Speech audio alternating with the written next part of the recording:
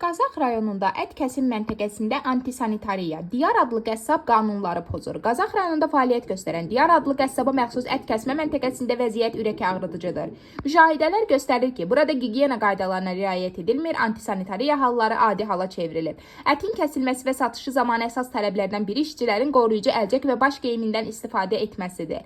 Lakin bu məntəqədə nə əlcək, nə də papaqdan istifadə olunur. Nəticədə həm gigiyenik norma pozulur, həm də alıcıların sağlamlığı ciddi risk altına düşür. Ət məhsullarının saxlanılması və satışında sanitar qaydaların gözlənilməməsi müxtəlif infeksiyaların yayılmasına səbəb ola bilir. Ən pisi isə odur ki, bu cür məntəqələrdə aparılan fəaliyyət təkcə yerli əhalinin sağlamlığı üçün təhlükə yaratmır, həm də dövlətin müəyyən etdiyi baytarlıq və sanitariya normalarına açıq-aşkar hörmətsizlik deməkdir.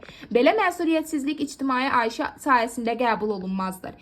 Qazax rayonunda müvafiq qurumların bu məsələyə diqqət yetirməsi, Diyar adlı qəssabın fəaliyyətinə hüquqi qiymət verməsi və məntəqədə ciddi yoxlamaların aparılması vacibdir. Əks halda antisanitariya səbəbindən baş verə biləcək fəsadların məsuliyyəti həm sahibkarın, həm də nəzarətsizliyə yol verən qurumların üzərinə düşəcək. Məsələ ilə bağlı araşdırmamız davam edir. Qarşı tərəfin mövqeyini dinləməyə hazırıq.